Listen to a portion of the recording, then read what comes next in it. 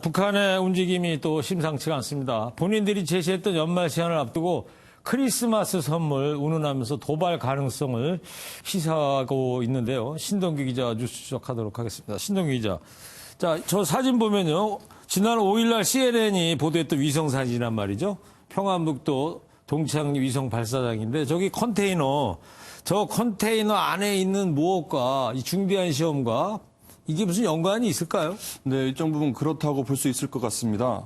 전문가들은 북한의 중대한 시험이 ICBM 고체 연료 엔진 시험이나 아니면 위성 발사용 신형 액체 연료 엔진일 가능성에 무게를 뒀는데요. 네. 컨테이너에는 이와 관련된 재료나 부품이 들어있었을 가능성이 좀 있습니다. 또 어제 트럼프 대통령과 문재인 대통령이 전화 통화를 했었죠. 예. 이때도 북한의 중대한 시험 정황을 포착한 미국이 관련 내용을 공유하거나 우리 측과 논의하지 않았겠느냐 이런 관측이 나옵니다. 예.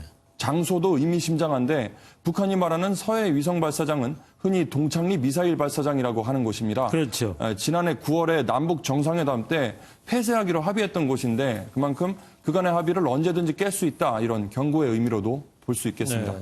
동창이 발사장이 평북 신의죽 밑에 있는 곳이고 저렇게 미국 위성 사진에 다 포착이 되는데 어쨌거나 아직 북한에서는 정확히 어떤 중대한 시험인지 밝히지는 않고 있단 말이죠. 고체 연료 엔진 시험이라고 하면 기존 ICBM에서 쓰던 북한이 액체 연료하고는 어떤 차이가 있는 거예요? 가장 큰 차이점이라고 할 수 있다면 고체 연료 엔진을 쓸 경우에 기습 발사가 가능해집니다. 예. 액체 연료는 발사 전에 연료를 채워넣어야 하기 때문에 시간이 좀 걸리는데요. 그 시간에 미국이나 우리 쪽에서 선제 타격을 하거나 요격을 준비하는 데 시간적인 여유를 가질 수 있습니다. 네. 반면에 고체 연료는 그런 시간적 여유가 없기 때문에 더 위협적이라고 볼 수 있겠습니다. 예. 그렇다면 북한으로서는 비록 ICBM 발사는 하지 않았지만 더욱 위협적인 것을 우리가 지금 개발하고 있다. 그러니 멈추고 싶다면 만족할 만큼의 성의를 보이라는 트럼프 대통령에 대한 압박으로 해석할 수 있겠습니다. 네. 자, 북한이 트럼프 대통령에 대한 압박을 한다. 특히 눈에 꼽을 수 있는 것이 미국 대선 아니겠습니까? 내년 11월에 1년도 안 남았는데 그렇다면 미국 대선에도 북풍이 불 가능성 이거 어떻게 볼 수 있을까요? 네, 일정 부분 미국 대선에 영향을 줄 가능성도 배제하기는 좀 어려워 보입니다. 예. 그간의 트럼프 대통령은 북한 핵 개발과 미사일 도발 중단을 자신의 주요 치적으로 내세워왔는데요. 그랬죠. 네, 한번 들어보겠습니다. 네. But I have a very good relationship.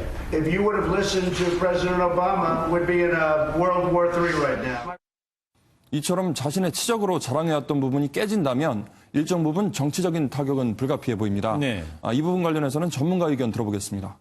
트럼프 대통령의 성과를 다 무기력화시키거나 제로를 만드는 시도일 수도 있거든요. 그렇군요. 근데 김정은 국무위원장 그 동향을 보니까 트럼프 대통령한테 이렇게 돌팔매질 압박을 해놓고서는 한가롭게 온천 구경을 갔더라고요. 무슨 의도가 있는가요? 네, 뒤에 사진이 김 위원장이 그 평남 양덕 온천 문화 휴양지 준공식에 참석해서 네. 이 테이프 커팅을 하는 모습입니다. 그동안 북한이 경제 건설 그리고 자력 갱생을 강조하면서 관광 산업을 키우려고 하고 있는데 이 양덕 온천 단지가 역점 사업 가운데 하나입니다. 결국 북한이 말한 새로운 길이라는 게 관광 산업으로 경제 면에서 홀로서기를 하고 군사적으로도 첨단 무기 개발을 이어가겠다는 것 아니냐 이런 관측이 나옵니다. 네. 그러니까 계산된 행보라는 것이죠. 한편으로는 북한이 스웨덴에서 북미 실무 협상이 결렬된 후로 지금까지 2달 동안 미국을 향해 발표한 성명이나 담화가 모두 16건 정도나 됩니다. 그런데 막상 북한 내부에는 알리지 않고 있어서 대화의 판을 깨려는 의도는 아직 없는 걸로 해석할 수 있겠습니다. 네. 네, 북한 테이프 커팅에 쓰는 테이프는 폭이 되게 넓으네요. 우리 거는 좁은데. 네, 좀 차이가 있는 것 같습니다. 자, 그건 그렇고요. 가장 우리한테 관심 사항은 연말이 지났는데 북한이 의도하는 대로 미국이 따라주지 않았을 때 내년 새 벽두부터 혹시 북한이 ICBM 발사한다든가 이런 우려가 가장 큰 우리한테는 관심 사항 아니겠습니까? 당장 연초에 그럴 가능성은 낮다는 게 전문가들의 대체적인 시각입니다. 아, 그렇습니까? 네. 핵실험이나 ICBM 발사는 북미 대화의 판을 깨는 소위 레드라인이어서 아슬아슬하게 선을 넘지 않는 수준의 도발을 이어갈 가능성이 커 보입니다. 네. 전문가 의견 한번 들어보겠습니다. 이제 중국의 지지가 끊길 수가 있기 때문에 북한으로서는 미국을 압박하면서도 중국의 지원을 지속적으로 확보할 수 있는 옵션이 최상이라고 볼 것이고, 네, 북미 대화에 극적인 진전이 없다면 지금과 비슷하거나 혹은 더 높은 강도의 갈등 국면이 당분간 이어질 걸로 보입니다. 네.